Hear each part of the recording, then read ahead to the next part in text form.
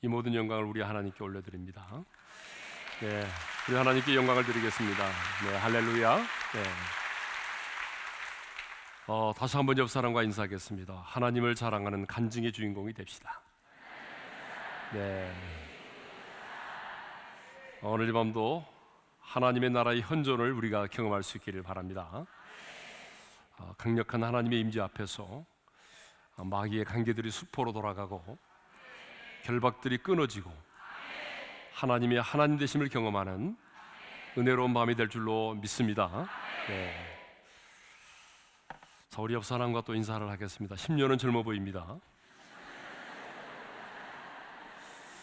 안 하시는 분이 계세요? 반대로 할까요? 10년은 늙어 보입니다. 이렇게 하게. 자, 여러분 얼굴 보니까 너무 환하고 좋네요. 네, 다시 한번 인사하겠습니다. 10년은 젊어 보입니다. 네. 자, 오늘 저녁은요 물에 관한 얘기를 좀 하겠습니다. 우리 몸은, 우리 인체는 70%가 물로 되어 있다고 하잖아요. 자, 2%가 부족하면 우리가 갈증을 느끼게 되고요. 그리고 5%만 부족해도 탈수 현상이 일어나게 되고 12%만 부족해도 목숨을 잃는다고 해요. 그만큼 물이 중요하죠. 근데 오늘 우리가 읽은 말씀을 보게 되면 에스겔 선지자가 환상 중에 본 물에 관한 얘기입니다. 자, 본문을 보게 되면 성전 동편 문지방으로부터 물이 스며 나오기 시작을 했습니다. 그리고 제단을 거쳐서 남쪽 이제 광야를 거친 다음에 사해 바다까지 흘러가는데, 자, 처음에는 스며 나오던 이 물이 어떻게 돼요? 이제 발목에 차게 되고 무릎까지 차게 되고 그 다음에는 허리까지 차오르게 되고 나중에는요 헤엄쳐서 건너지 못할 강이 되었다라고 하는 거죠. 근데 놀라운 사실은 이 물이 흘러가는 곳마다 살아나는 역사가 일어났다는 거죠. 여러분 예루살렘 가보신 분은 아시겠지만은 그 남쪽의 유다 광야는요 풀 한 폭이 나지 않으면 마른 사막입니다. 그런데 이 물이 흘러가니까 그곳에 커다란 강물이 흐르게 되고 그리고 강둑에는 온갖 나무들이 자라기 시작을 했습니다. 그리고 이 물이 나중에는 죽음의 바다, 사해 바다까지 들어가는데 그 사해 바다는 물고기가 살지 않은 곳인데, 그런데 그 죽음의 바다도 살아나서 떠났던 어부들이 돌아오게 되었다라고 하는 얘기죠. 자, 그래서 구절을 보게 되면 이렇게 말씀하고 있어요. 우리 구절을 다 같이 읽겠습니다. 다 같이요. 이 강물이 이르는 곳마다 번성하는 모든 생물이 살고 또 거기가 심이 많으리니 이 물이 흘러들어가므로 바닷물이 되살아나겠고 이 강이 이르는 각처에 모든 것이 살 것이며. 자, 우리 한번 따라서 합시다. 모든 생물이 살고 각처의 모든 것이 살 것이며. 자, 거기 보게 되면 이 물이 흘러가는 곳마다 사막이든지 광야든지 죽음의 바다이든지 간에 상관하지 않고 이 물이 흘러가는 곳마다 어떤 일이 일어났다고 말하죠? 살아나는 역사가 일어났다는 것입니다. 사막에 초목이 무성한 나무가 자라기 시작을 했고 죽은 바다가 살아나서 고깃떼들이 살게 되었습니다. 그렇다면 여러분, 이 물은 무슨 물일까요? 삼다수입니까? 예비양일까요? 이 물은 생명의 물이죠. 왜? 이 물이 흘러가는 곳마다 생명들이 살아났기 때문에 이 물을 일컬어 우리는 생명의 물이라고 말하는 것입니다. 그러면 이 생명의 물이라고 하는 게 뭘까요? 이것은 결론부터 말씀드리면 성령의 은혜를 말합니다. 자, 요한복음 4장을 보게 되면 우리 예수님께서 사마리아 수가성의 한 여인과 대화를 나누시죠. 자, 이 여인이 어떤 여인인지 여러분 너무 잘 아시잖아요. 그렇죠? 아주 고독하고 외로운 여자. 그래서 차마 사람들 앞에 얼굴을 내밀고 다닐 수 없을 만큼 죄책감에 시달리고 있던 그런 여자였습니다. 그러니까 주님과 만나서 대화를 나누는데 그때 주님께서 이 여인에게 목마르지 않은 생수에 대해서 말씀을 하십니다. 그런데 주님과 이 여자가 대화를 나누는 과정을 보게 되면 처음에는 예배에 관한 얘기를 하시잖아요. 예배에 관한 얘기를 하시는데 갑자기 주님은 화두를 바꾸십니다. 생명의 물의 생수에 관해서 말씀을 하세요. 여러분, 이것은 무엇을 말하는가 하면 영과 진리로 드리는 예배, 성령과 진리로 드리는 예배는 여러분 하나님의 보좌로부터 나오는 생수를 마시는 것과 같다는 것이에요. 저는 그래서 우리 교인들에게 예배 시간은 하나님의 보좌로부터 흘러나오는 생수를 마시는 시간이다라고 말합니다. 하나님의 생기가 공급되어지면 여러분 우리 영혼이 살아나지 않습니까? 그러니까 정말 하나님이 받으실 만한 영과 진리의 예배를 드리고 나면 우리 영혼이 살아나야 됩니다. 회복이 돼야 되는 거죠. 그래서 예배는 하나님의 임재가 있어야 돼요. 하나님의 임재가 없는 예배는 예배가 아닙니다.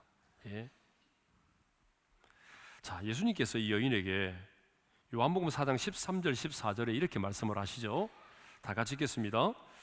이 물을 마시는 자마다 다시 목마르려니와 내가 주는 물을 마시는 자는 영원히 목마르지 아니하리니 내가 주는 물은 그 속에서 영생하도록 솟아나는 샘물이 되리라.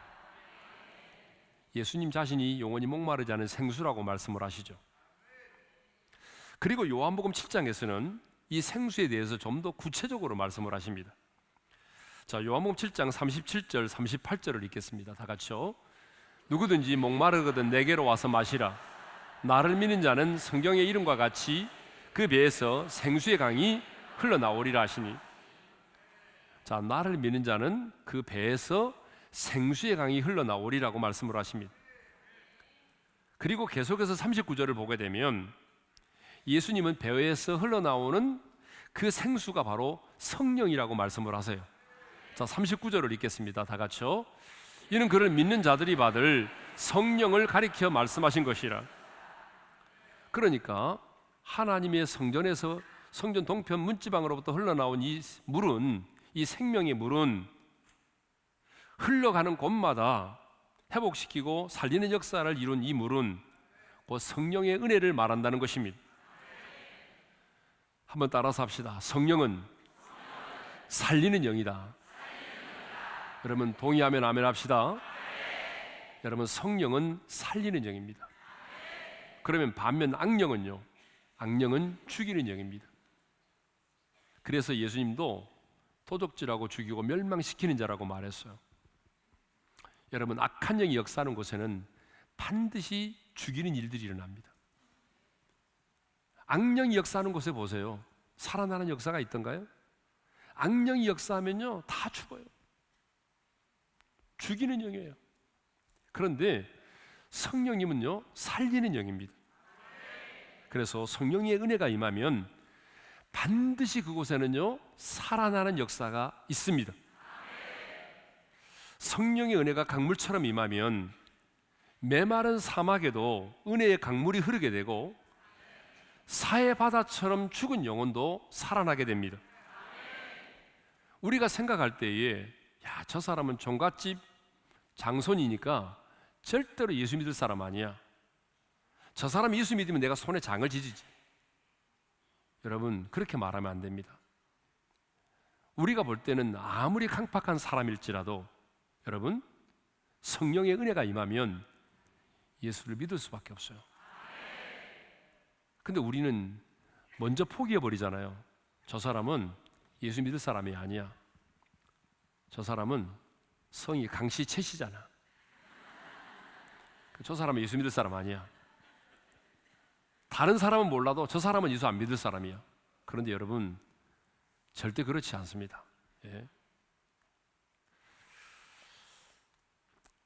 절대 안 된다고 하면서 포기해버린 사람도 성령의 은혜가 임하면 생명의 물이 흘러들어가기 시작하면 하나님의 생명으로 다시 태어납니다. 새로운 사람으로 변화됩니다.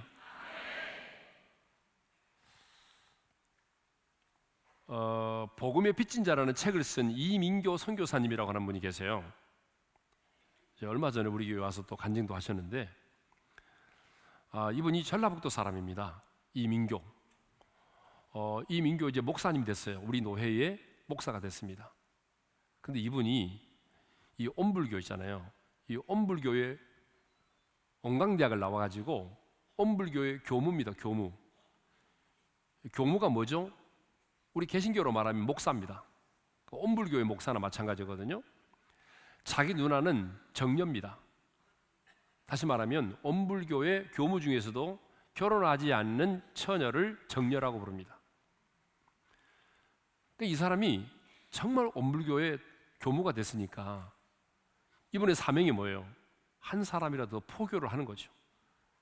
그래서 이 온강대학을 다니면서 이 친구가 수화도 배우고 그랬어요. 좀 더 효과적으로 이 불교를 포교하기 위해서.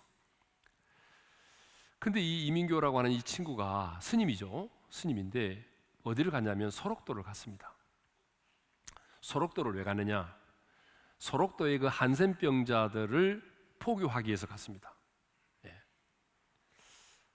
그런데 대부분의 그 한센병에 걸려 있는 어르신들이 크리스찬이에요. 그래서 가서 이제 이 생에서 잘 살아면 우리가 나중에 전생에 이런 사람으로 태어나게 됩니다 하면서 이제 여러 가지 얘기를 하는데, 그럴 때마다 그분들이 하는 얘기가 스님도 예수 믿으면 천국 갑니다. 전도를 하는 거예요, 그분들이. 그래서 아무리 해도 그분들이 자기를 받아들이지 않으니까 이분이 포교를 위해서 눈썹을 밀었어요. 자기도 한센병자처럼 되고 싶어가지고 눈썹을 2번이나 밀었습니다. 눈썹을 2번이나 밀고 계속해서 그분들을 섬겨주고 접근하고 그랬어요. 그러던 어느 날입니다. 그 소록도에 법당이 있는데 법당에 새벽에 일어나서 예불을 드리고 있었습니다. 예불. 목탁을 두드리면서 새벽에 예불을 딱 드리고 있는데 놀라운 일이 일어났습니다. 갑자기 자기 입에서 이상한 노래가 나왔습니다. 그 노래가 무슨 노래냐면 며칠 후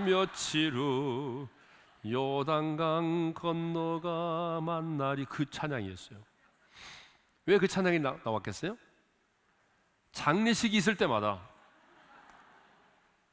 포교를 위해서 항상 참여를 했어요. 포교를 위해서 장례식에 참석을 했는데, 그러다 보니까 그 찬양을 많이 듣게 된 거예요.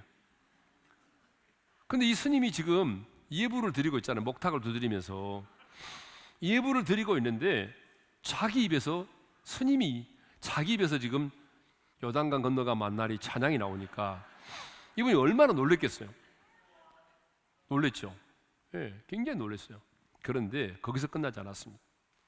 그 다음에 어떤 일이 벌어졌냐 그러면 상상할 수 없는 일이 생겼습니다. 혀가 확 말려 들어가면서 불이 만 거예요. 성령의 불이 만 거예요. 그래서 눈물과 콧물이 쏟아지면서 혀는 꼬부라져서 말은 안 나오고 떼굴떼굴 구르게 되고, 이분이 얼마나 놀랐겠어요. 이게 뭔지를 모르잖아요. 나중에 이제 예수 믿는 분한테 찾아가서 물어보니까 하나님이 너를 초자연적으로 특별하게 불렀다. 그러면서 복음을 설명해 준 거예요. 복음. 근데 여러분, 이 복음이라고 하는 게 참 사람 미치게 만드는 거잖아요. 이분이 딱 복음을 듣고 나니까 예수님이 나를 위해서 자신의 생명을 내어주셨다. 그분이 나를 구원하기 위해서 자신의 목숨을 내어주셨다. 이 복음을 듣고 나니까 견딜 수가 없는 거예요. 그러면 나도 주님을 위해서 내가 뭘 드릴 수 있지?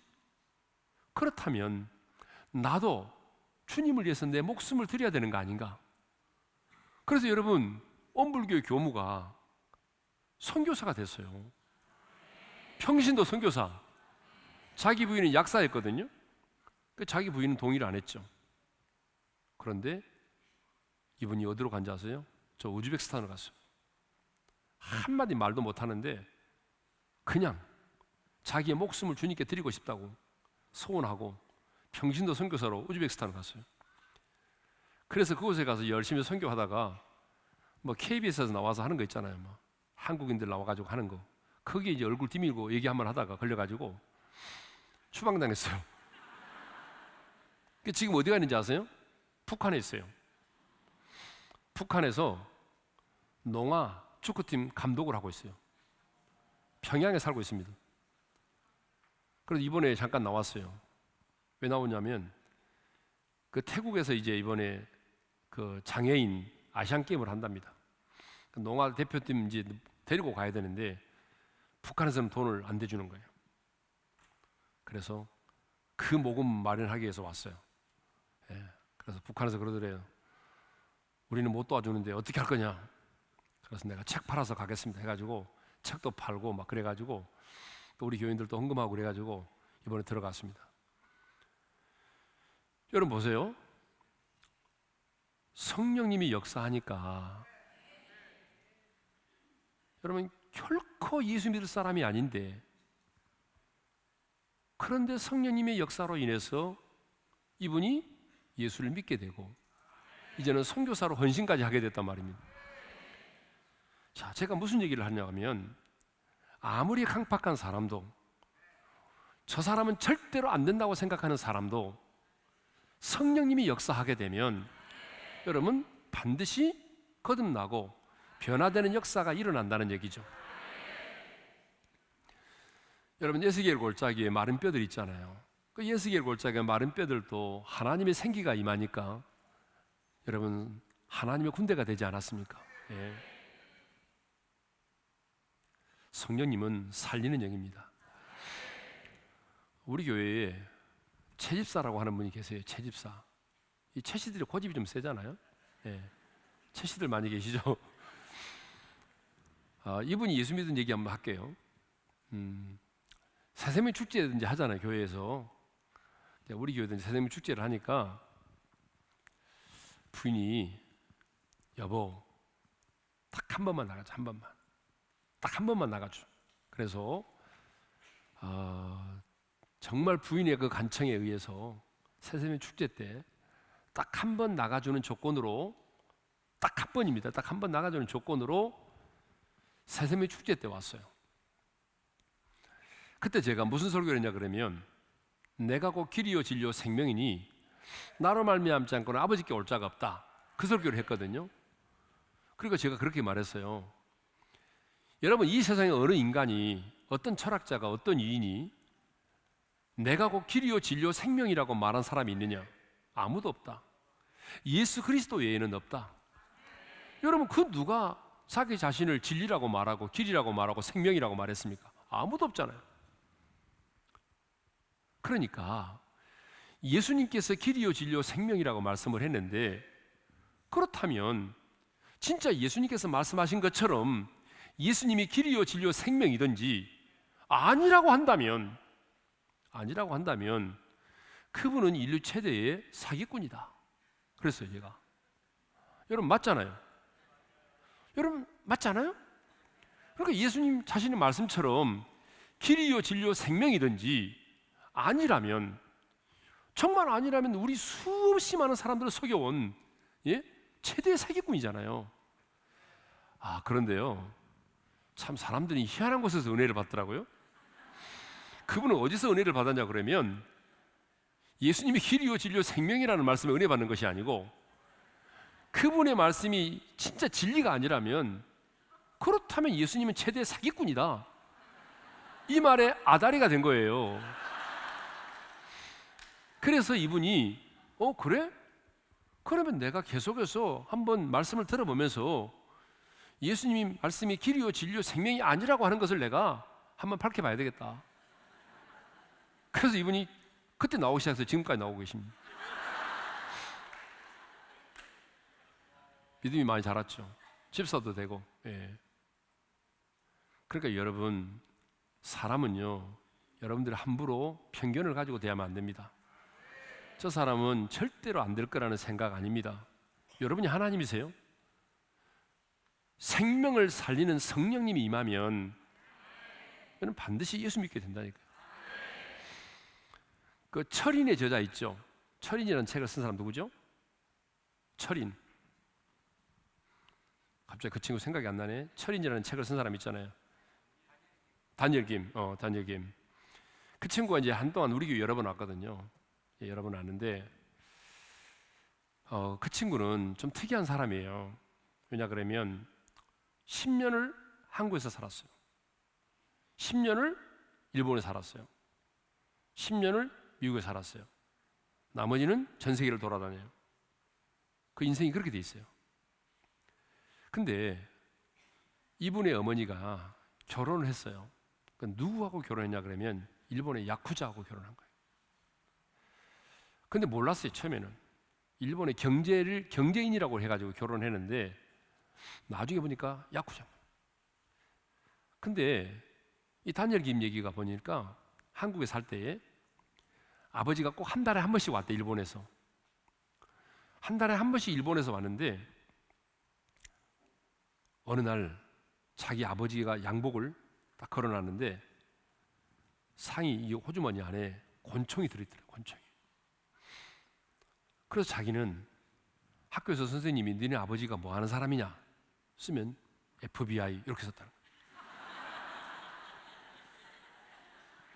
왜냐하면 권총이 들어있으니까 아버지. 근데 야쿠자인지 몰랐던 거죠. 근데 어느 날부터 아버지가 안 나타나는 거예요. 한국에 안 들어오시는 거예요. 그게 뭐예요? 감옥에 들어가신 거죠.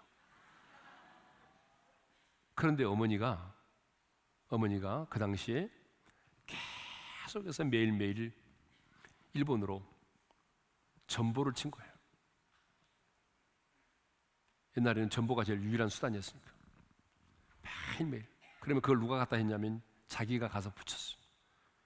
근데 그 내용은 다 복음이었어요. 어머니가 하루도 빠지지 않고 복음을 설명하고 당신을 위해서 기도하고 있다. 그래서 감옥에서 그 야쿠자가 자기가 아내가 매일 보내준 그 편지를 읽으면서 복음을 듣게 되고 예수님 영접했어요. 지금은 장로가 됐어요. 지금 한국에 돌아 살고 있어요. 그분 일본 사람이거든요. 예? 근데 다니엘 김이 그래요. 우리 아버지가 목사님 좋아한대. 그래서 나를 왜 좋아해? 그랬더니 고이즈미 총리를 닮았다고 좋아한다고. 그래서 내가 기분 나쁘다고 그랬어 내가. 예? 제가 고이즈미 총리 닮았습니까? 자, 제가 지금 계속 무슨 얘기를 하는 거냐면 아무리 강팍한 사람도 아무리 인간이기를 포기했던 사람도 성령님이 역사하면 여러분 변화될 수밖에 없다는 거죠. 죽음의 바다도 살아나는데 여러분 광야도 꽃이 피었는데 서울에 가면 중량천도 살아나는데 여러분 왜 성령님이 역사하면 살아나지 않겠습니까? 네. 그래서 고린도서 12장 3절에 보게 되면 이런 말씀이 있습니다. 다 같이 읽겠습니다. 시작. 또 성령으로 아니하고는 누구든지 예수를 주시라 할 수 없느니라. 저는 이 말씀을 굉장히 좋아하거든요. 왜냐 그러면 성령님이 역사하지 않은데 어떻게 그가 예수를 주라고 시인할 수 있어요? 이건 불가능한 일이거든요. 여러분 제가 늘 하는 얘기가 있어요. 우리 교인들에게.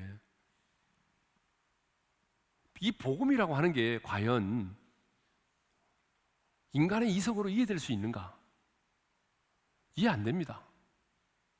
이 복음이라고 하는 게 이해됩니까? 자, 우리는 이 복음 때문에 감격하고 이 복음을 전하고 그렇게 살아가지만 여러분 믿지 않은 사람들에게는요 이 복음이 얼마나 우스운 얘기예요. 제가 한번 얘기 들어볼까요? 자, 왜 복음이 논리적으로 이해가 안 되느냐? 복음의 내용이 뭐예요? 너는 죄인이다라고 하는 건 죄인. 거기서부터 시작하잖아요. 복음은 뭐로부터 시작되는 거예요? 너는 죄인이다 그거 아니에요. 그런데 네가 이 땅에 태어나서 지은 죄에 대해서 죄인이다라고 말하면 인정을 해요. 그래 나는 죄를 지었어. 그래 나 죄인이야. 그런데 성경은 그것만 말하지 않잖아요. 뭐라고 말해요? 너는 아담이 죄를 지었기 때문에 아담의 후손으로 태어난 너도 동일한 죄인이다라고 말해요. 여기서부터 꼭지가 돌아요. 여기서부터 기분 나빠요. 내가 지은 죄를 죄인이라고 말하면 인정해요. 그래, 나 죄 지었어. 그런데 아니, 아담이 죄 지을 때 이런 망 봤어요? 아담이 죄 지을 때 함께 있었어요? 근데 성경은 뭐라고 그래요? 아담 한 사람으로 인해서 죄가 우리 가운데 들어왔다고 말하잖아요. 여러분, 이거 받아들일 수 있겠어요? 이거 얼마나 기분 나빠요. 어떻게 그렇게 말할 수가 있어요? 하나님이 어떻게 아담이 죄를 지었는데 내가 죄인이에요? 이건 말도 안 되죠. 이건 말이 안 되는 거예요. 그러니까 내가 죄인이라는 그 사실도 받아들이기 어려운 거예요. 근데 그 다음에 또 가관이죠. 하나님의 아들이 인간의 몸을 입고 이 땅에 오셨대잖아요. 어떻게 하나님이 인간이 될 수가 있어요? 아니, 차라리 그것도 또 웃기는 게 뭐예요? 처녀의 몸에서 태어났다잖아요. 처녀가. 어떻게 처녀가 태어나요? 차라리 알에서 깨어났다고 그래야지. 어떻게 처녀가 애를 낳아요? 응? 그렇죠. 네. 그러니까요, 이게 말이 안 되는 거잖아요. 너는 죄인이다라는 것도 내가 받아들이기 힘들고, 하나님의 아들이 인간의 몸을 입고 이 땅에 왔다는 것도 이해하기 힘들고, 더 웃기는 게 뭐예요? 하나님의 아들 예수 그리스도가 2000년 전에 내 모든 죄를 뒤집어 쓰시고 내 죄 때문에 하나님의 진노를 받으시고 그분이 내 죄 때문에 죽으셨다는 거잖아요. 아니, 나는 태어나지도 않았는데 어떻게 예수님이 내 죄를 미리 알고 어떻게 그분이 내 죄를 대신해서 죽을 수가 있어요? 이거 어떻게 이해가 되겠냐고요. 그리고 예수님을 영접하면 그분이 내 안에 들어오신다잖아. 어떻게 그분이 내 안에 들어올 수가 있어요? 식인종이요? 뭘 잡수실 게 있다고 내 안에 들어온다는 거예요? 또 예수를 믿으면 예수님의 피가 내 모든 죄를 용서한대요. 예수 믿으면 천국 간대요. 그럼 물어본 거예요. 너 천국 가봤냐? 안 가봤대요. 근데 왜 믿냐? 성경에 그렇게 써 있다는 거예요. 여러분, 우리가 말하는 복음은 그 어느 것 하나 인간의 이성과 상식으로는 결코 받아들일 수가 없는 겁니다. 그런데 놀라운 사실이 뭐예요? 성령님이 임하시니까, 성령의 은혜가 임하니까 이 사실이 의심 없이 믿어지고 받아지는 거예요. 그러니까 약간 예수 믿는 사람들은 머리가 뭐예요? 약간 돌아버린 거잖아요. 약간 거룩하게 미친 사람들이잖아요. 세상 사람들이 봤을 때는요, 우리가 약간 미친 거예요. 정상이 아니죠. 우리도 과거에는 예수를 결코 믿을 수 없는 사람들이잖아요. 그런데 어느 날 그 복음이 깨달아지는 거죠. 그 복음이 우리를 미치게 만드는 거죠. 이 복음을 전하지 않고는 견딜 수 없는 사람으로 만들어버린 거잖아요. 성령님이 역사하면 그래요. 네. 자, 스가랴 4장 6절에 보게 되면 그런 말씀이 있습니다. 다 같이 읽겠습니다. 시작. 이는 힘으로 되지 아니하며 능력으로 되지 아니하고 나의 영으로 되느니라. 예. 자, 거기 보게 되면 우리 너무 잘 아는 말씀이잖아요. 후배 목사님들이 와서 저한테 가끔 꼭 저에게 필요한 말씀이 뭡니까? 한 말씀 주세요. 그러면 제가 이 말씀을 많이 줍니다. 내가 목회를 해보니까 진짜 이 말씀이 새롭게 늘 실감 나더라. 내가 아무리 힘을 쓰고 애쓰고 노력해도 성령님이 역사하지 않으면 안 되더라. 여러분, 정말 그렇습니다. 목회는 성령의 능력으로 하는 것이지 인간의 힘으로 하는 게 아니거든요. 우리가 아무리 좋은 최첨단의 전자제품을 구입했을지라도 여러분 어떻습니까? 전원이 공급되지 않으면 무용지물이잖아요. 아무리 좋은 세탁기 구입하면 뭐예요? 전원이 공급되지 않으면 그 세탁기는 무용지물이잖아요. 여러분 마찬가지예요. 하나님 형상대로 지음받은 우리 인간들, 하나님의 영이 역사하지 않으면 여러분 우리는 그 어떤 일도 감당할 수가 없습니다. 예? 성경을 보면 알 수 있어요. 예? 삼손도 보세요. 삼손도 여호와의 신이 함께 하니까 낙의 특별을 가지고 1,000명의 그 훈련된 군사들을 물리쳤잖아요. 예?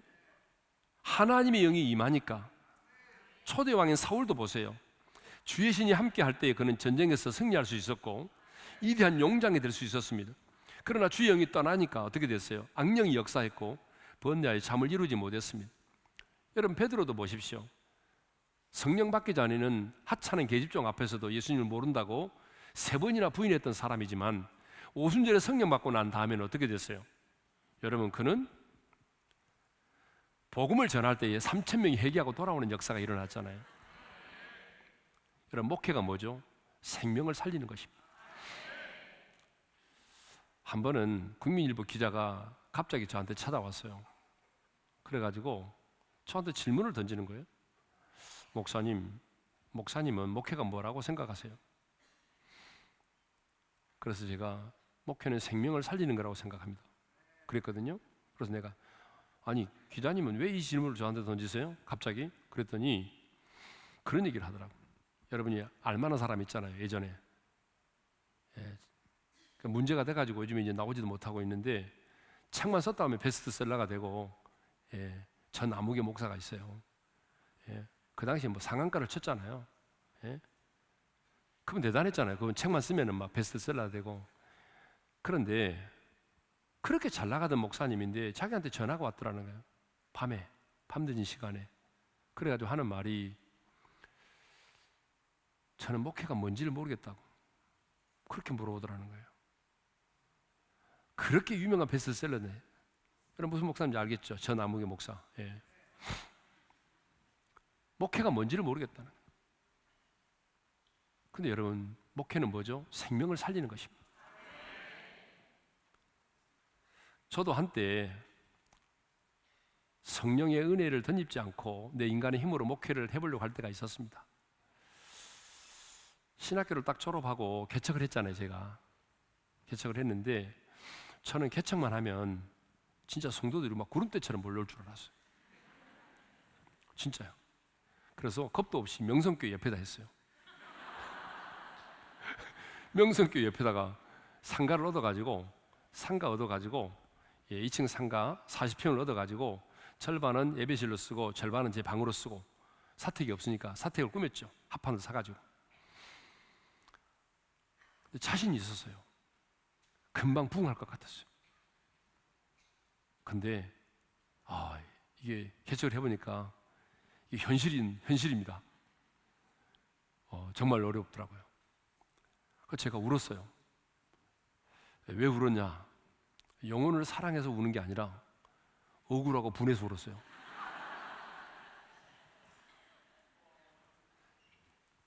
교회를 제가 300개를 만들었거든요. 교회를 300개를 만들어가지고 근데 300개를 만들어놨는데 교인 집이 있어야 붙이죠. 그래서 그 당시에는 주보를 제가 이렇게 많이 이제 싸가지고 주보를 많이 만들어가지고요. 주보를 월요일만 되면은 신문 배달하듯이 교회 주변의 마을에다가 각 아파트라든가 연립에다가 이렇게 제가 신문 배달하듯이 그걸 돌렸어요. 한 번은 제 개척교회 이제 바로 뒤편에 있는 연립이었어요.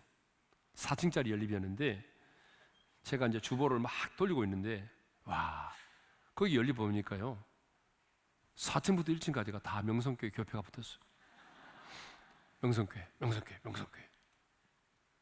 다 그 연립 거의 전체가 다.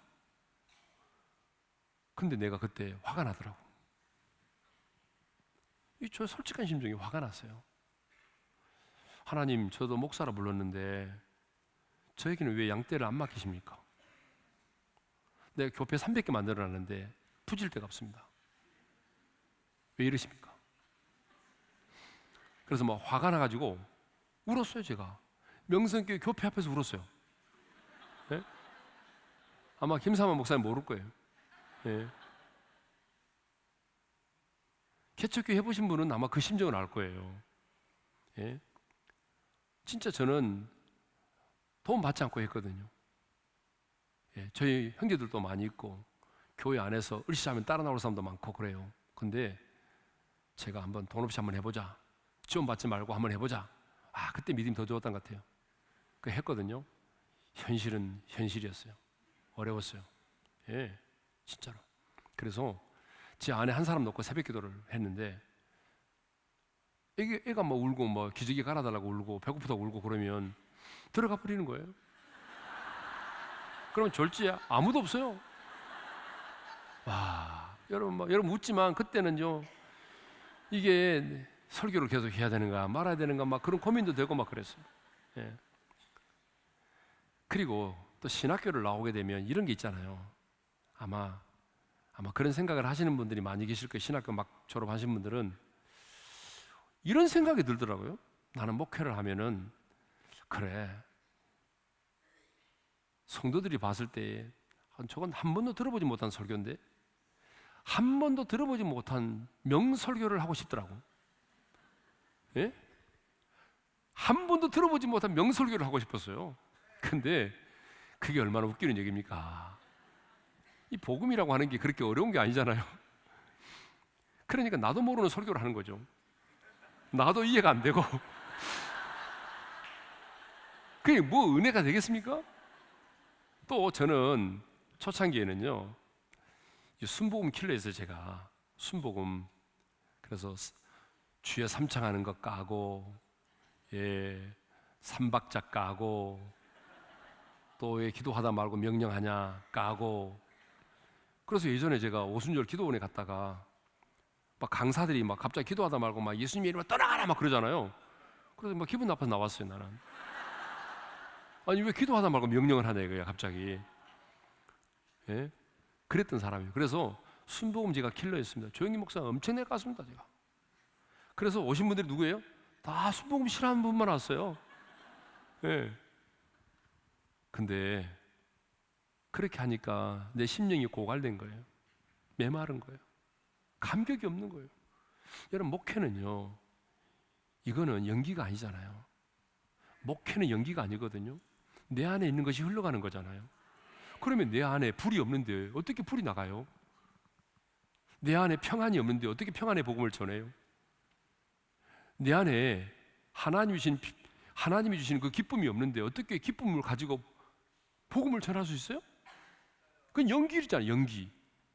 목회는 연기가 아니잖아요. 어떻게 연기를 해요? 예?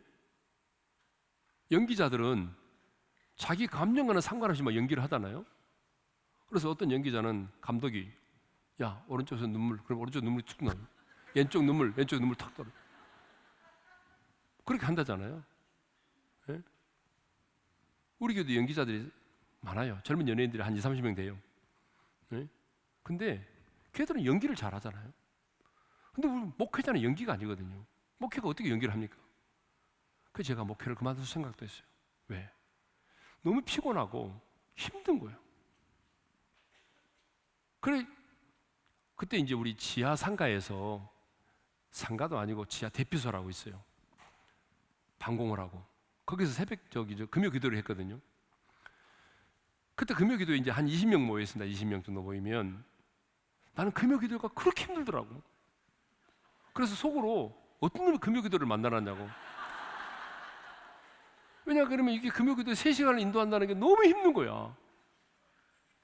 9시부터 시작해서 12시까지 해야 되는데 고정 멤버 20명은 딱 고정 멤버고 설교를 항상 내가 해야 되고 너무 힘든 거예요. 그래서 항상 우리는 일부 예배 끝나고 나면 티타임을 가져서 티타임. 그래서 그 안에서 이제 과일도 먹고 차도 마시고 그러죠. 근데 이제 티타임이니까 짧게 가져야 되는데 내가 일어서고 싶지 않으니까 이게 시간이 오래 가는 거예요. 그럼 남자들은 남자들끼리 모이고 여자들은 여자들끼리 모이고 여자들은 드라마 얘기하고 막 남자들은 막 정치 얘기하고 정치 얘기 나오면 막 또 서로 싸우고 막 난리죠.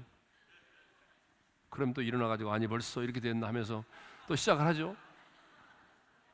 너무 힘들더라고 금요기도회가. 예? 근데요 제가 특별한 체험을 한 건 아니에요. 딱 한 가지입니다. 다른 게 있어요. 그것은 뭐냐 그러면 내 안에 계신 성령님을 내가 인격적으로 인정하고 환영하고 교제하기 시작했어요. 내 몸이 성전이라는 걸 내가 왜 모르겠어요? 성령님이 내 안에 내주에 계신다는 걸 왜 모르겠어요?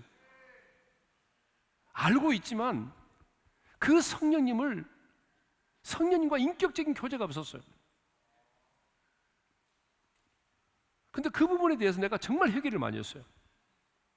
강단에서도 회개를 많이 했어요.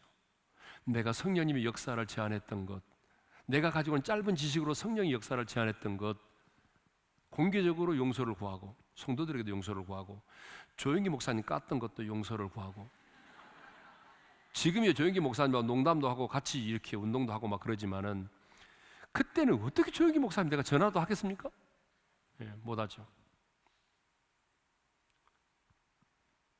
그런데 보세요, 성령님을 인격적으로 인정하고 성령님과 교제하고 성령과 대화를 나누니까 성령님이 역사하기 시작하는 거예요. 저는 무슨 3층천을 갔다 온 것도 없고 그런 것도 없어요. 그런데 성령님이 내 안에서 살아 역사하시도록 성령님께서 인정하시는 목회를 하니까 목회가 달라지는 거예요. 그러니까 놀란 게요, 제가 그렇게 변화되고 난 다음에 지하에서 20명 모여서 예배드렸다고 그랬잖아요. 내가 변하니까 그때 일어나서 찬양을 하고 있는데 두 번째 줄에 있던 할머니가 귀신 떠나가더라고. 내가 목회하다가 처음 봤어요, 그걸. 할머니가 막 귀신 떠나가고, 아니 저 사람 계속 있었는데 왜 이러지? 여러분, 내가 변한 거예요. 그러더니 할머니가 나와서 간증을 하는 거예요. 올림픽 아파트에 파출부로 계신 할머니인데 자기가 이렇게 몸이 아팠는데 오늘 악한 영이 떠나고 내가 고침받았다고 나와서 간증을 하더라고요.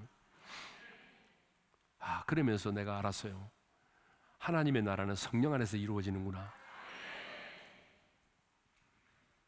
그래서 제가 그랬습니다. 우리 지하에서 예배드리지 말고 이제 본당으로 올라갑시다. 본당 해봐야 그따시 의자 13개 놓고 예배드릴 때니까 본당으로 올라가서 예배드립시다. 그렇게 말했거든요, 금요 기도회 때. 그런데 꼭 그때마다 믿음 없는 소리를 하는 사람들이 있어요. 여기도 안 차는데 어디 올라갑니까? 이런 사람이 있다고요.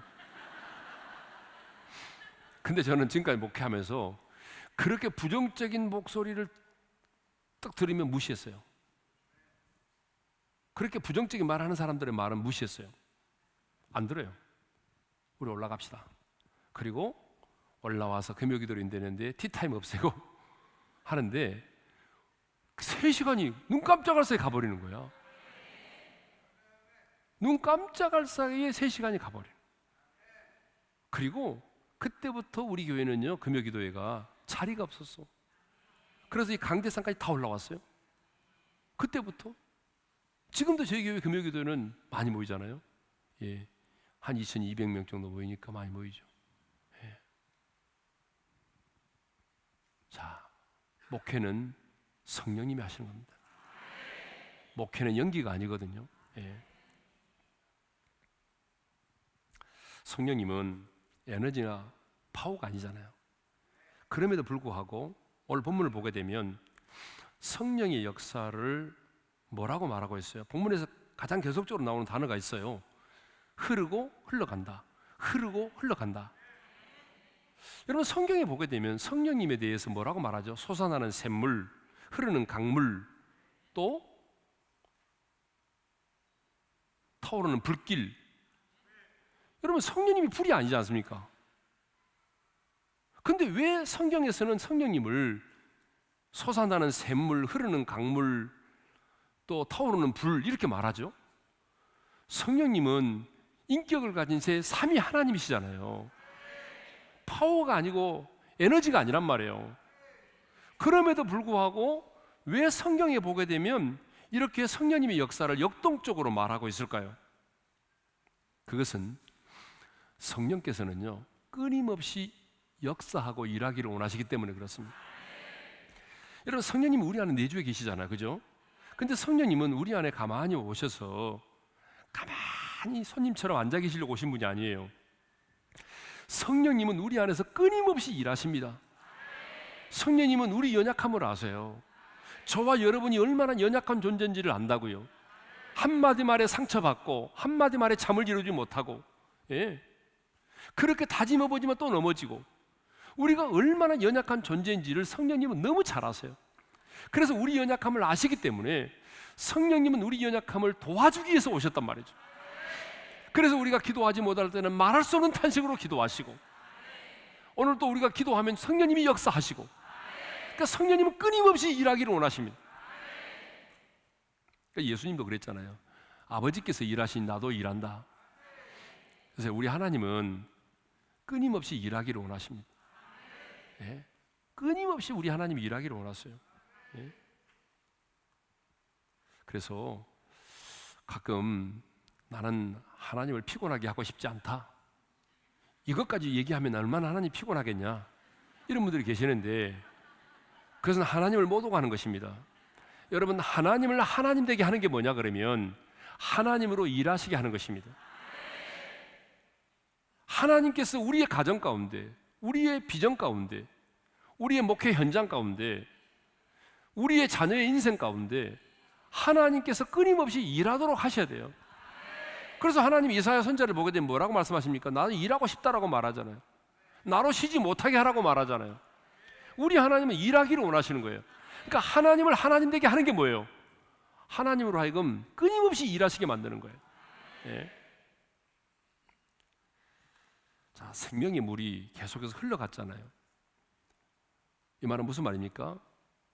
성령님의 역사는 끊임없이 일하기를 원하실 뿐만 아니라 이 생명의 물은 어떻게 하죠? 낮은 곳으로 흘러가죠. 물이 올라간다는 말을 있습니까? 물이 흘러간다고 그러고 물이 내려간다고 그러지, 물이 올라가요? 물이 물구나무 서던가요? 물은 올라가지를 않아요. 이 생명의 물은 보세요. 유다의 광야 예루살렘으로부터 시작해서 남쪽 유다 광야를 거쳐서 사해바다까지 흘러갔잖아요. 여러분, 성령의 은혜는 누구에게 임합니까? 겸손한 자에게 임하는 것이에요. 그래서 야고보서 기자가 뭐라고 말했어요? 하나님은 교만한 자를 물리치시고 누구에게 은혜를 주신다고요? 겸손한 자에게 은혜를 주신다고 그랬습니다. 그러니까 여러분, 정말 하나님의 성령의 역사는 오늘도 동일합니다. 겸손한 자에게 은혜가 임합니다. 근데 여기서 제가 중요한 얘기를 나누고 싶습니다. 이 에스겔 47장 1절을 보게 되면 성전의 문지방 우편 제단을 거쳐서 이 물이 남쪽으로 흘러내려갑니다. 읽겠습니다. 다시 한번 시작. 그가 나를 데리고 성전문에 이르시니 성전의 앞면이 동쪽을 향하였는데 그 문지방 밑에서 물이 나와 동쪽으로 흐르다가 성전 오른쪽 제단 남쪽으로 흘러내리더라. 자, 무슨 얘기냐 그러면 하나님의 성전 동편 문지방에서부터 흘러나온 이 물이 제단을 거쳐서 남쪽 유다 광야로 흘러갔다는 얘기입니다. 제단을 거쳐서, 제단이 뭘까요? 구약 시대에 제물이 각에 띄어지고 어때요? 제물로 드려진 곳이잖아요.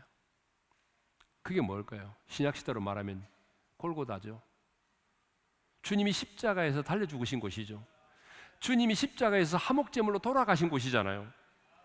그래서 저는 이 말씀을 묵상하면서 뭘 깨달았는가 하면, 언제 성령께서 강력하게 우리에게 임하시는가? 아니, 왜 성령께서 우리 가운데 임하시는가? 그것은 바로 십자가입니다. 그래서 저는 목회하면서 깨달은 게 있습니다. 언제 성령님이 가장 강력하게 역사하시냐 그러면 십자가의 피 묻은 복음을 전할 때입니다. 십자가의 그 온색적인 복음, 그 피 묻은 복음, 여러분, 그 피 묻은 복음을 전할 때에 성령님이 가장 강력하게 역사하십니다. 그래서 예전에 우리 선배 목사님들, 부흥사 목사님들은 그래서 언제나 성령의 역사를 강조할 때마다 보혈의 찬양을 많이 했습니다. 저도 어릴 때 보게 되면 부흥사님들이 오셔서 했던 찬양이 다 보혈에 관한 찬양이었습니다.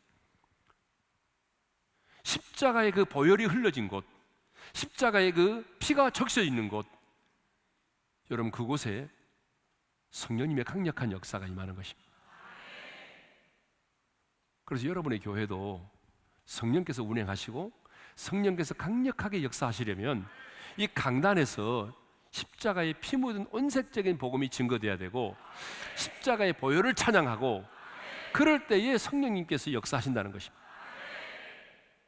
하나님께서 주시는 모든 은사, 하나님께서 주시는 모든 그 권세와 모든 축복은 십자가를 통하여 주어집니다. 십자가를 통하여 주어지지 않은 것은 하나도 없습니다.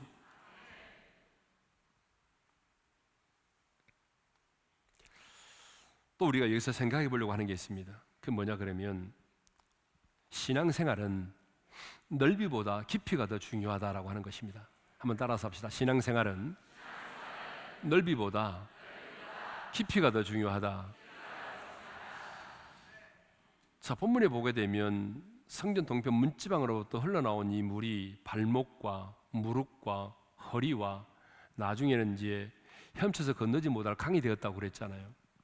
점점 깊어졌잖아, 그죠? 신앙생활은 넓이보다 깊이가 중요합니다. 그러면 신앙생활의 넓이가 뭘까요? 내가 몇 년 동안 신앙생활을 했다. 내 신앙의 연수, 모태신앙. 이것도 못해, 저것도 못해. 모태신앙. 신앙생활 오래 했다는 것. 여러분 이거 결코 부끄러운 것도 아니잖아, 그죠? 오래 했다는 게 얼마나 감사해요. 모태신앙으로 태어났다는 게 얼마나 감사해요. 예? 또 교회 안에서 직분을 가지고 몇 년을 섬겼다. 교회 안에서 내가 누구를 안다. 우리 교회는 나를 모르면 간첩이다. 이렇게 말할 수 있는 사람들 많잖아요. 그러니까 교회 안에서 어떤 직분, 신앙의 연수, 이런 모든 것들은 뭐예요? 신앙의 넓이의 넓이. 넓이도 중요합니다.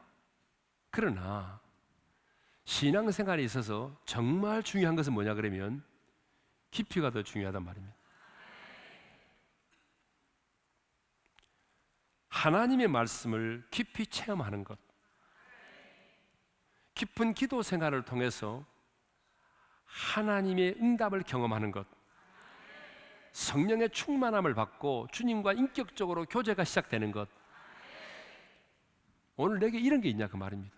내가 주님과 인격적으로 만난 적이 있느냐. 우리 교회는 청년들이 좀 많습니다. 그래서 제가 우리 청년들에게는 늘 그런 질문을 던지죠. 너 주님을 만난 적이 있느냐? 너의 비전은 무엇이냐? 이렇게 많이 물어보거든요. 또 우리 교회 이제 등록을 하게 되면 첫 시간에 제가 이 말을 합니다. 딱 등록하면 사진 찍고 첫 시간에 제가 우리 교회에 오신 것을 환영하고 축복합니다. 제가 담임 목사로서 여러분들에게 두 가지 권면을 하겠습니다. 첫 번째 권면은 이 시대에 당신이 하나님을 다른 사람의 하나님이 아닌 나의 하나님으로 만나셔야 됩니다. 하나님을 만나지 못하고 신앙생활을 하면 종교인으로 살아야 되기 때문에 신앙생활이 내 인생의 또 하나의 짐이 되고 부담이 됩니다. 그러니까 반드시 하나님을 만나셔야 됩니다라고 말해요. 그러면 사람들이 고개를 들어요. 그러면 하나님을 만난다는 게 뭐죠? 하나님 만난다는 게 뭘까요? 신비한 체험을 해야만 하나님 만나는 거예요? 여러분 그렇게 말하면 하나님 만나지 못했다는 사람들 얼마나 많아요. 하나님을 만난다는 그게 아니잖아요. 하나님을 만난다는 것은 성경에 기록되어 있는 그 하나님의 말씀을 내가 확신하고 내가 경험하는 것입니다. 저는 분명히 믿습니다. 진리라고 하는 것은 경험되는 것이다. 경험되지 않는 것은 진리가 아닙니다. 신구약 성경의 66권 하나님의 말씀은 단순한 문자가 아닙니다. 성령의 감동으로 기록된 말씀입니다. 살았고 운동력 있는 말씀입니다. 아니, 주님께서 말씀하셨어요. 내가 너에게 이런 말이 영이요 생명이다라고 말씀하셨어요. 여러분, 영이요 생명이다라는 말이 뭐예요? 내가 너에게 이런 말이 영이다, 하나님의 말씀이 영이다, 이 말은 영은 시간과 공간의 지배를 받지 않아요. 그러니까 하나님께서 모세에게 주셨던 그 말씀, 하나님께서 다니엘에게 주셨던 그 시대의 그 말씀, 다윗에게 주셨던 그 말씀이 하나님의 말씀은 영이기 때문에 시간과 공간을 초월하여 오늘 내게 주시는 말씀이 된다 그 말입니다. 여러분 그렇지 않습니까? 그러니까 우리가 성경을 읽을 때에 이건 다니엘에게 주신 말씀인데 아닙니다. 이 말씀은 영이기 때문에 오늘 내게 주시는 말씀이 되는 거예요. 그렇지 않다고 한다면 왜 하나님께서 이 말씀을 성경에 기록해 놓으셨겠어요? 하나님의 말씀은 영이라고 하는 말은 무슨 말이냐면 하나님의 말씀은 매이지 않는다 그 말입니다. 여러분 영은 매이지 않습니다. 우리 인간은 매임을 당하잖아요. 육체가 매임을 당하고 돈에 매임을 당하고 관계에 매임을 당하고 그렇지만 하나님의 말씀은 매이지 않습니다. 어떤 상황 속에서도 하나님의 말씀은 역사합니다. 내가 감옥에 있어도 내가 실패했어도 하나님의 말씀은 살아 역사합니다. 그러니까 여러분, 하나님의 말씀은 영이에요. 그 말씀을 내가 확신하는 거예요. 예?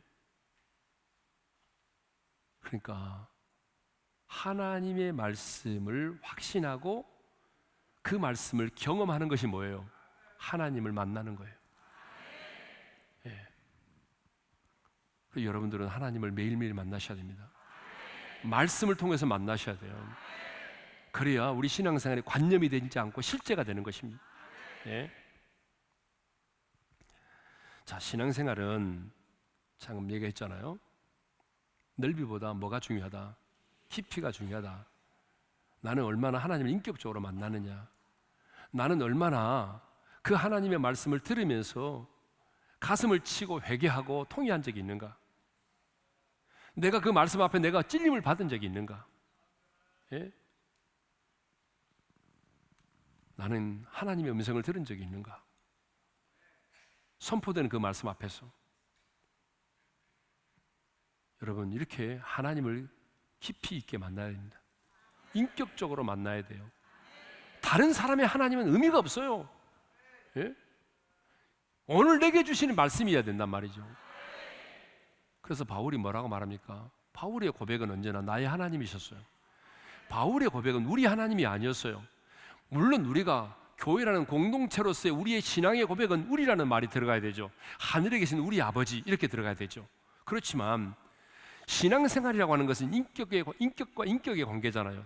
인격과 인격의 관계는 1대1의 관계를 말하는 거거든요.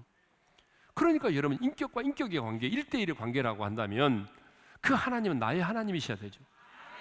그래서 다윗은 하나님을 말할 때마다 우리 하나님이라고 말한 적이 한 번도 없어요. 하나님은 나의 목자시니, 하나님은 나의 산성, 나의 방패, 나의 병기, 나의 요새. 여러분, 다 다윗이 만난 하나님 아니에요? 전쟁터에서 만난 하나님, 기도의 무릎 속에서 만난 하나님, 다 나의 하나님이잖아요. 다른 사람의 하나님은 의미가 없어요. 그 하나님은 나의 하나님이셔야 돼요. 이제 마지막으로 이 말씀만 드리고 마치겠습니다. 생명의 물에 잠기라는 것이죠. 많은 사람들이 이걸 이제 믿음의 단계로 보기도 하더라고요. 그래서 뭐 발목 신앙, 무릎 신앙, 허리 신앙, 헤엄치는 신앙, 이런 단계로 보기도 합니다. 물론 그렇게도 볼 수가 있죠. 근데 저는 그렇게 보지 않고 우리가 얼마나 성령의 충만한 은혜를 누리며 살아가느냐의 단계로 보고 싶어요. 우리 교회 해군 제독이 있는데 그렇게 얘기하더라고요. 해군은요, 태풍이 몰려오게 되면 일부러 배를 바다 한가운데로 몰고 간다고 그러더라고요. 바다 한가운데가 있는 게 제일 편하대요. 안전하대요. 여러분, 해수욕장에 가보게 되면요, 파도가 올 때에 어떻습니까? 바닷가에 있는 사람들은 파도에 휩쓸려 가잖아요. 찰싹거리는 파도에 막 쓰러지고 그러잖아요. 수영해 보신 분은 알죠? 수영 어떻게 합니까? 배영할 때 그러면 어떻게 합니까? 힘을 빼야 되죠. 힘을 빼고 자빠져서 손을 딱 펴고 힘을 빼고 있으면 어떻게 합니까? 부력에 의해서 몸이 뜨잖아요. 근데 내가 막 살아보려고 막 하면 몸이 잠기잖아요. 옛날에 제가 중고등부 맡고 있을 때, 전도사 때 간현이라는 곳으로 우리 애들을 데리고 갔어요. 수련회를 갔는데 제가 탑사할 때는 물이 너무 맑고 좋았거든요. 근데 그날 비가 왔어요. 근데 현장에 딱 도착해 보니까 급류가 돼버린 거예요. 근데 이거 건너야만 이제 되는데, 그래서 이제 어떻게 합니까? 그래도 막 밧줄을 해가지고 여학생들 먼저 보내고 이제 가장 마지막에 이제 제가 가야 되잖아요. 장로님 몇 분 하고 이제 뗏목을 만들어 가지고 거기다가 이제 막 부식 싣고 막 라면도 싣고 막 솥단지도 싣고 그렇게 가는데 발이 안 닿더라고, 땅에. 그러다가 이게 뒤집어졌어요, 부식이. 그러니까 막 떠내려가는 거예요. 캄캄한 밤인데 내가 그걸 집으로 내려갔죠. 그랬더니 어떤 장로님이 막, 야, 이 새끼야, 너 죽으려고 환장해서 빨리 오라고 막 그러더라고. 그래서 저도 그냥 살려고 놔두고 왔죠. 근데 그 다음 날인데, 그 다음 날은 비가 오지 않았습니다. 물이 맑고 물이 쫙 이렇게 내려와서 이렇게 흘러가는데, 어떤 청년이요, 어떤 자매를 데려가서 애인을 데려왔나 봐요. 지 수영 실력을 좀 보여주려고 딱 들어가더라고. 그래서 멋있게 수영을 딱 하더니 제가 보니까요, 물이 그냥 갑자기 확 도는 데가 있어요. 이렇게 바위 밑에서. 거기 들어가더니 이 친구가 몇 번 이렇게 하더니 안 보이는 거예요. 그러니까 사람이 말이죠, 그럴 때 힘을 빼고 가만히 있으면 내려간다네, 이렇게 떠내려서. 근데 자기가 그 급류를 헤쳐서 올라가려고 하니까 힘이 떨어져 가지고 나중에는 이제 물속에 쏙 들어가 버리는 거예요. 예.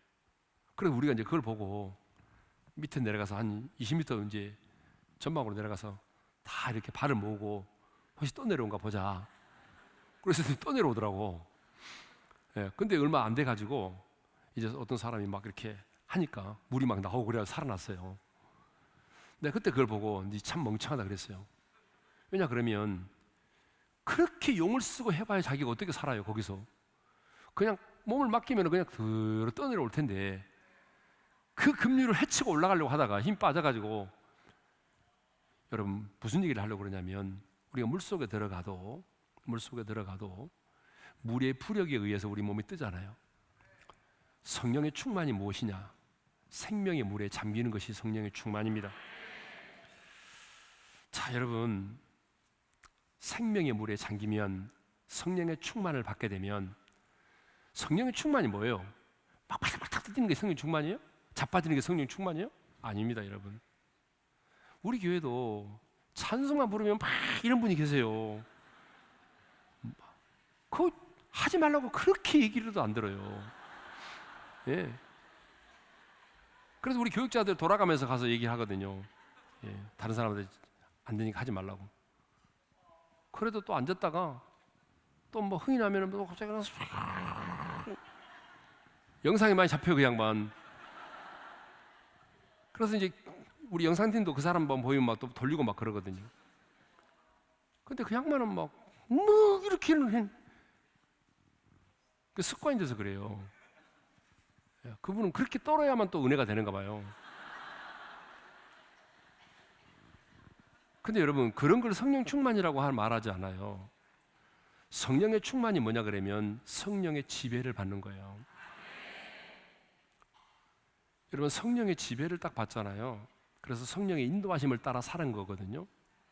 성령께서 내 감정을 지배하고, 성령께서 내 의지까지도 지배하시고, 성령님이 내 인격을 사로잡아서 성령의 이끌림 받아 살아가는 것이, 그게 성령 충만이거든요. 성령의 충만을 딱 받잖아요. 생명의 물에 잠기잖아요. 그러면 기도도 어떻습니까? 해보시면 알죠. 처음에는 내 의지를 가지고 내 생각을 동원해서 기도하지만, 여러분 기도줄이 잡힌다고 그러잖아요. 우리가 기도를 많이 해보시면 알 거예요. 기도에 쭉 들어가게 되면 나중에는 내가 가지고 있던 기도 제목은 다 사라지고, 성령께서 내 기도를 이끌어 가시잖아요. 성령께서 내 기도를 막 이끌어 가시잖아요. 내가 생각지 않았던 사람들도 막 떠오르고, 생각지 않았던 기도 제목이 막 나오고, 그러면서도 시간이 가는 줄 모르고 막 기도하고. 여러분, 기도도 뭐예요? 이렇게 성령의 인도하심을 받아야 되는 거예요. 그 성령의 인도하심을 받고 성령의 지배를 받으면 내 힘으로는 그를 용서할 수가 없지만, 성령께서 내 감정을 지배하고 성령께서 내 의지를 주관하고 다스리면 어때요? 용서할 수도 있잖아요. 내 힘으로는 안 되지만 용서가 된단 말이에요. 그러니까 성령님의 지배를 받고 사는 것이 성령의 충만이에요. 그 생명의 물에 딱 잠기면 그냥 성령님이 이끄시는 대로 살아가면 되는 거예요. 그게 성령 충만이거든요. 그 얼마나 편해요. 내 힘으로 하려고 하니까 발버둥을 쳐도 열매는 없잖아요. 예? 내가 그랬다고요. 내 힘으로 하려고 하니까 목회할 때 교인 2, 300명이 됐을 텐데요, 얼마나 힘든지 모르겠어요. 목회가 나는 그렇게 힘든지 몰랐어요. 그래서 딱 돌아오면요, 제가 소파에 벌렁 누워있어요. 항상. 그래가지고 하는 말이, 아무도 가까이 오지 마, 말 걸지 마, 그랬거든요. 교인 2, 300명이 될 때 그렇게 피곤하더라고요. 예? 내 힘으로 하니까 너무너무 힘들어. 열매는 없고. 그런데 성령님께 사로잡혀서 성령의 능력으로 하니까 여러분 성령의 열매가 맺혀지고 열매가 맺혀지는 거예요, 교회 안에. 그러니까 여러분 저희 교회가 성령의 역사로 여기까지 왔지 뭐 인간 김은호 목사로 인해서 왔겠어요? 절대로 그런지 않았어요. 하나님이 하셨어요. 네, 하나님이 하셨어요. 그래서 안 믿는 사람들도 우리 교회 보고 기적이라고 그러더라고요. 왜냐 그러면 우리 교회가 교회 8학군이에요. 교회 8학군. 큰 교회 다 있어요, 주변에. 명성교회, 광성교회, 뭐 잠실교회, 잠실동교회, 임마누엘교회, 주님의 교회, 남포교회 다 있어요. 예. 우리 주변에. 그때 저는 개척을 했잖아요. 그런데 보세요.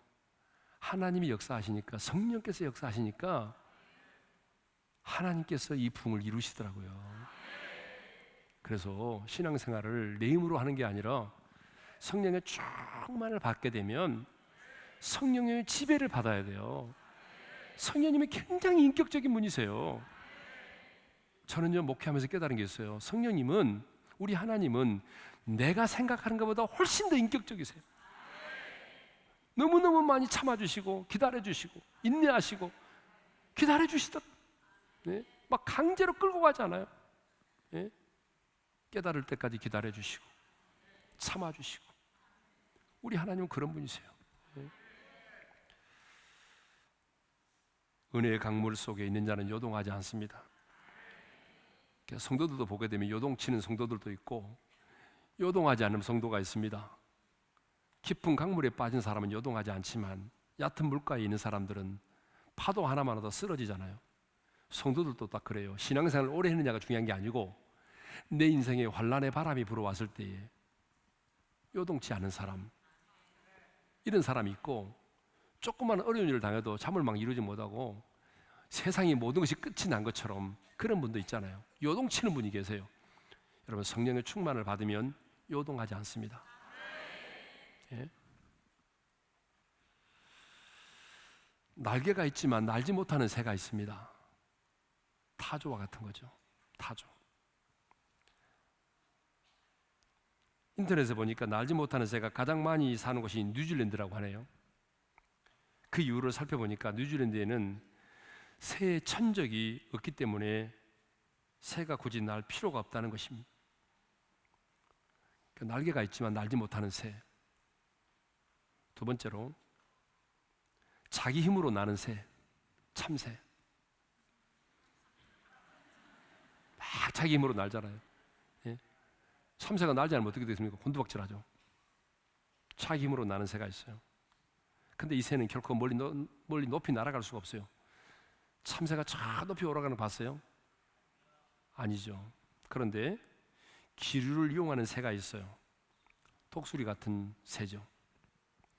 독수리는 날개 구조상 결코 잘 날 수 있는 새가 아니래요.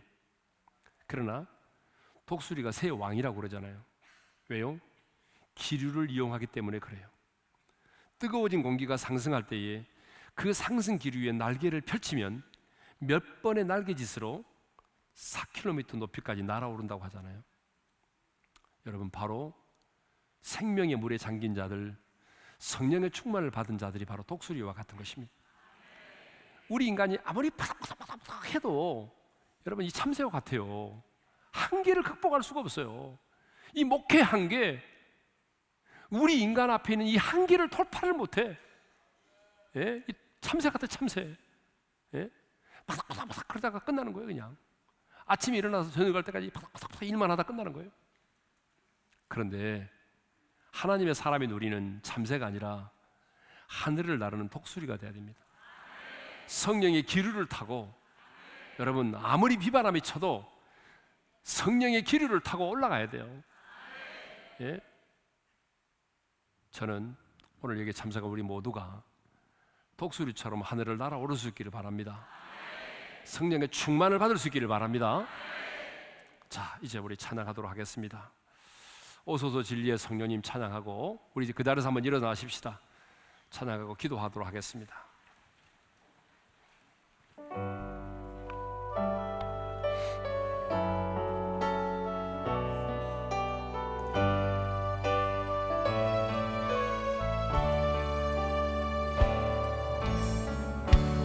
오소서 진리의 성령님, 이 땅은 들려 임하소서. 저직과 탐욕 제하게 무너진 우리 가슴 정케 하소서. 오소서 은혜의 성령님, 오소서 은혜의 성령님,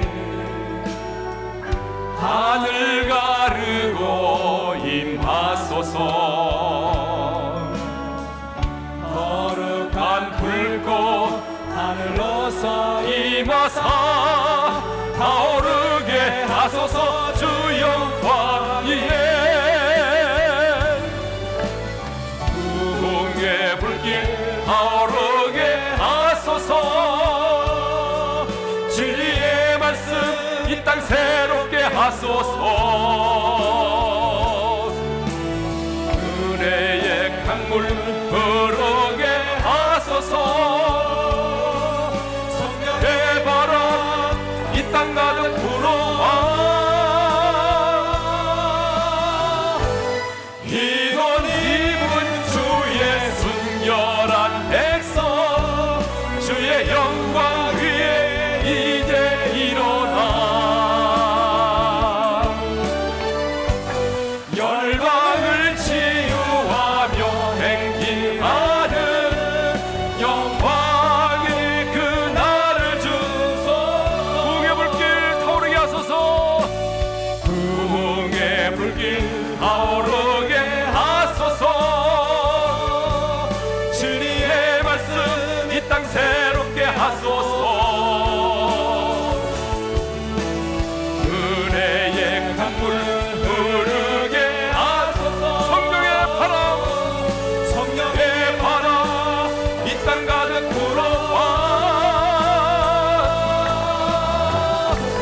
이런 입은 주의 순결한 백성, 주의 영광 위에 이제 일어나. 열방을 치유하며 행진하는 영광의 그날을 주소서. 이제 우리 말씀을 붙들고 한번 기도하는 시간을 갖도록 하겠습니다. 이 생명이 물이 흐르는 곳마다 각처의 모든 것이 살아날 것이며, 여러분 모든 것들이 치유되고 회복되는 역사가 일어났습니다. 이 물이 광야에 흘러갈 때에 여러분 광야에 강물이 생기고 강둑에 무성한 나무가 자라고, 이 물이 죽음의 바다에 흘러갔더니 죽었던 고깃대가 살아나고 떠났던 어부들이 돌아오게 됐습니다. 죽음의 바다도 살아났습니다. 광야도 살아났습니다. 여러분 성령님이 역사하면 아무리 강팍한 심령도, 우리가 생각할 때 저 사람은 예수 믿을 사람이 아니라고 생각하는 포기해버린 그 영혼도 성령님이 역사하면 거듭나게 돼 있습니다. 하나님께로 돌아올 수가 있습니다. 여러분 성령님이 역사해 주시옵소서. 성령님은 살리는 영입니다. 성령님이 역사하면 살아나게 돼 있어요. 성령님이 역사하는 곳에는 반드시 치유되고 회복되는 역사가 일어나는 것입니다. 여러분 생명의 물에 잠깁시다. 그동안에 여러분의 인간의 힘과 여러분 노력으로 신앙생활을 했다면 이제 성령의 충만을 받아서 성령님의 나를 지배하여 주시옵소서. 성령님의 내 감정과 의지를 지배하여 주시고 성령님 나를 다스려 주셔서 성령의 이끌림 받아 기도하게 하여 주시고, 성령님 때문에 용서할 수 없는 사람도 용서하게 도와주시고, 성령 안에서 복음의 권세와 능력도 경험하게 도와주옵소서. 성령의 충만함으로 기름 부어달라고, 생명의 물에 잠기는 자가 되게 해달라고, 그래서 요동치는 자가 되지 않게 해달라고, 우리 다같이 주여 한번 외치고 부르짖어 기도하며 나가십시다. 주여! 할렐루야. 우리 아버지 하나님 감사합니다. 하나님 우리에게 거룩한 성령을 부어주심을 감사합니다. 우리 안에 성령님이 계심을 인하여 감사합니다. 하나님 성령님을 인정합니다. 성령님을 환영합니다. 성령님을 근심이 짓게 드렸던 우리의 죄악들을 용서해 주시고 오늘 하나님의 성령으로 기름 부어주시기를 원합니다. 하나님의 성령님의 음성을 듣기를 원합니다. 성령님의 역사를 경험하기를 원합니다. 성령님이여 역사해 주옵소서. 성령님이여 기름 부어 주시옵소서. 할렐루야. 우리 아버지 하나님, 신앙생활은 넓이보다 깊이가 중요하다는 깨달았사오니 하나님이여, 내가 신앙생활을 몇 년 했느냐보다 중요한 것은 오늘 그 하나님을 인격적으로 만나는 것이 중요할진데 우리 아버지 하나님이여 도와주시기를 원합니다. 죽도록 맞추면 돼. 걸어가신 우리 아버지 하나님, 역사해 주실 줄로 믿습니다. 성령의 충만함을 받아서 우리가 요동치지 않도록 도와주시고 어떤 인생의 바람이 와도 흔들리지 않도록 도와주시고 성령의 충만을 받아서 하나님이여 정말 용서할 수 없는 사람도 내가 용서하게 도와주시고 성령의 충만함을 받아서 힘있게 주의 복음을 전하게 도와주심으로 복음의 권세와 능력을 경험하게 하시고 하나님의 나라를 맛볼 수 있도록 성령님이 역사해 주실 줄로 믿습니다. 성령님, 우리에게 충만한 기름 부어 주시옵소서. 생명의 물에 잠기는 자들이 되기를 원합니다. 하나님의 생수를 공급받기를 원합니다. 우리 한 사람 한 사람에게 성령님 역사해 주실 줄로 믿습니다. 기름 부어 주실 줄로 믿습니다. 성령의 능력으로 우리를 충만케 도와주실 줄 아소서. 할렐루야. 우리 하나님 아버지 감사합니다. 할렐루야. 주님 감사합니다. 그래서 성령 안에서 우리가 기도하기를 원합니다. 성령 안에서 신앙생활하기를 원합니다. 성령님 원하시는 하나님 열매를 맺게 도와주시고 성령 안에서 하나님의 나라를 누리게 하여 주시옵소서. 하나님 아버지 감사합니다. 이 시간 우리에게 불로 역사해 주시옵소서. 성령의 강력한 불로 임하여 주시고 우리 안에 하나님의 놀라운 생수의 강이 흘러넘칠 수 있도록 은혜의 은혜를 베풀어 주실 줄로 믿습니다. 감사합니다. 주님 역사해 주시옵소서. 할렐루야. 주님 감사합니다. 성령의 충만함을 허락해 주시옵소서. 성령의 충만함을 저희들 허락해 주옵소서. 생명의 물에 잠기는 밤이 되기를 원합니다. 성령님 사랑합니다. 성령님 환영합니다. 성령님 인정합니다. 성령님을 근심시켜 드렸던 우리의 죄악들을 끊어버리게 도와주시고 내 힘으로 끊어버리지 못한 것들을 끊어버리게 도와주시고 성령의 능력으로 이 사람의 습성도 끊어버리게 도와주시고 성령의 능력으로 용서하게 하시고 성령의 능력으로 기도하게 하시고 성령 안에서 하나님의 나라를 맛보게 도와주시옵소서.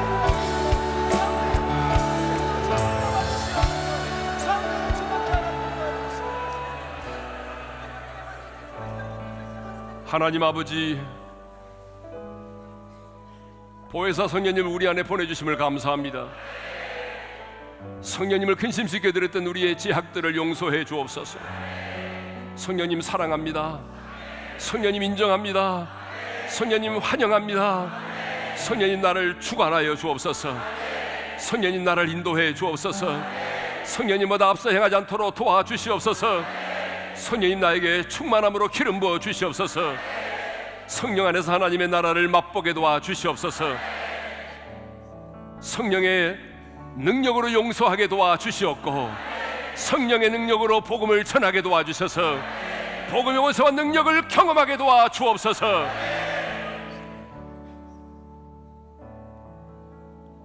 이제는 우리 주 예수 그리스도의 은혜와 하나님 아버지의 영원한 그 사랑하심과 성령님의 감동 감화 교통하심이 성령의 충만을 받고 생명의 물에 잠김으로 요동치 않고 하나님의 나라를 맛보며 누리며 살기를 원하는 모든 성도들 위해 이제로부터 영원토록 함께 하시기를 축원하옵나이다.